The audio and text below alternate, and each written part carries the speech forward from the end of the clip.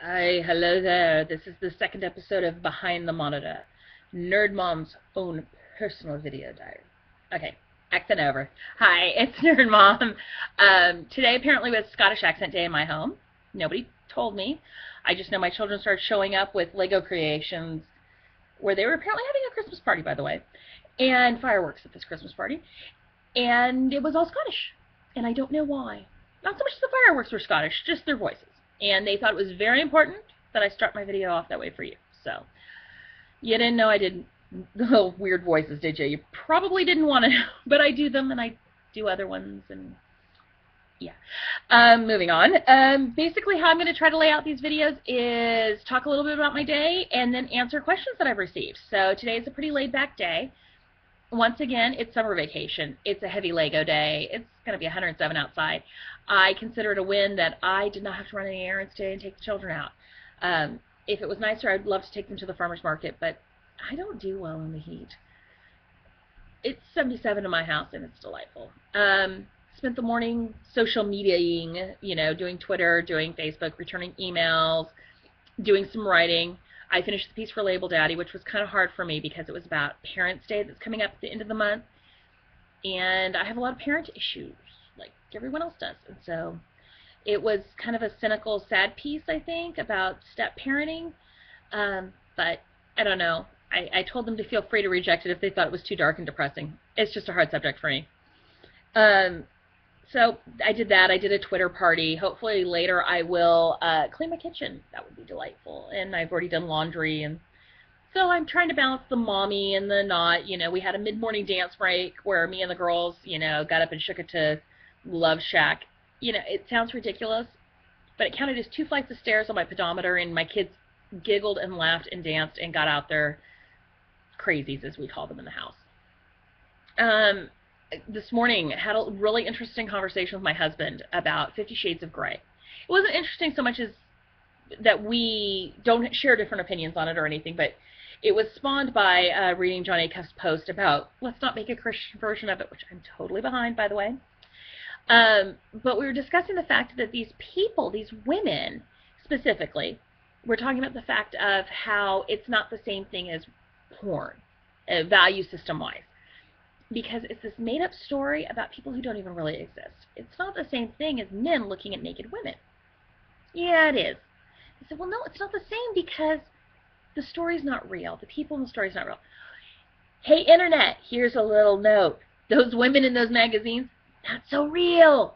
Photoshop does a lot of work. Makeup does a lot of work. Those aren't really real women either. So it's the same thing.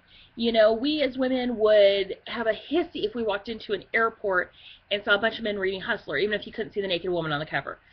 But the female population doesn't seem to have the same issue with the book. Men in eyes, women in hearts. It's the same thing, and that's fine. Just be consistent. If you think one's wrong, you need to think the other's wrong. If you think one's acceptable, you should think the other's is acceptable.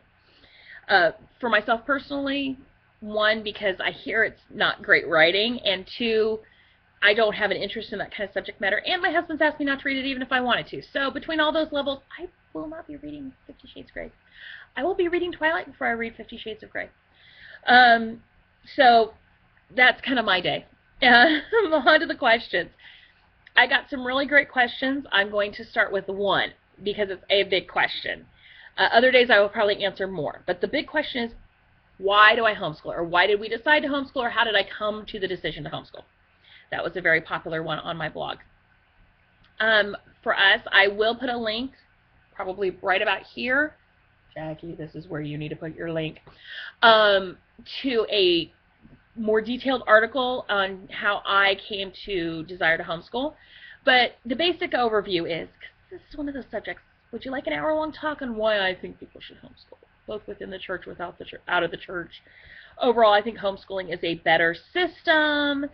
I could get into the fact that I believe that our public school system was based on the Prussian system, which was created to create mindless workers and not innovators and not entrepreneurs. I could go that route, but I won't. I'll go personal. It's a threefold reason. 1, morality, religion. Call it what you want. It's not that I'm trying to keep my children from the rest of the world. I am just regulating how and when it's introduced to them. For some reason, my screen went dark. Basically, it's like, you know, sexuality. My second grader, my 4-year-old, even frankly, my 4th grader doesn't need to be introduced to that right now. And it's not homosexuality, heterosexuality. They're not allowed to kiss anybody. It doesn't matter. So, you know, I control how these things are introduced to my children. You know, the joke is, I think my oldest was probably 3 when I remember him looking at a boy in a mall and going, "Mommy, in our family, we don't wear earrings." And, you know, that's kind of how we introduce things. In our family, these are the choices we made, and this is why. And then we also had a discussion how in our family we don't choose to embarrass people and say things like that. Social. If the worst thing you can say about my children is that they get along better with adults than children, I win. I win. Internet, I win. Woo! I am raising my children to be adults, people. I am not raising my child to be perpetually a teenager. If you can't understand that, I'm sorry. And nowhere else in society would you be allowed to take 30 first graders out onto a field and let them run wild by themselves with only one adult. Normally that would be called neglect, yet in the public school system, I mean, growing up for me, we had 2 yard duty teachers and the entire 3rd grade and down in our elementary school that went on recess together. How is that? No, no, no. Don't tell me that's how the world works, because in the world people kill each other and then we throw them in prison. So I am raising adults, and I would like my children to grow up to learn how to be respectful, mindful, considerate adults. And if homeschooling is my first step in doing that, so be it. Not saying all public school children are wild savages. I'm saying I don't like how the system is set up to socialize our children. There's a difference. And just nerdiness. Well, and this kind of ties into social. Academically, I think my children will do better at home, where their education is stylized to them. Not that I am one of those people who says, oh, just because my children have the intellectual ability, they need to be doing calculus by 3rd grade. No. I frankly believe that by doing the amount of school I do, which is relatively minimal, but because it's on a one-on-one, my children are already advanced. I don't need to have them doing school 3 hours a day. If they get it in 1, we do it in 1. If they need a little bit longer, we do it a little bit longer. But that also ties into the social side of it. My oldest child came home, I think it was last year, and made the comment, so-and-so doesn't like math. I heard this at church. They said they hate math. He looked at me and goes, that kind of stinks for them. That's part of the socializing issues that I keep them at home for, is their nerdiness. I want to maintain their geekiness. I want to maintain their nerdiness. I want them to like history. I want them to like math. And you know what? As an adult, I don't fit in. So my heart's not so broken if my children don't.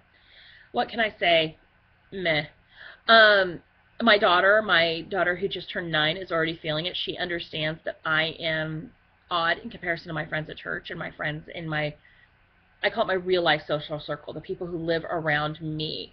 You know, they're the people who say, oh, I can't call you nerd mom, that's not nice.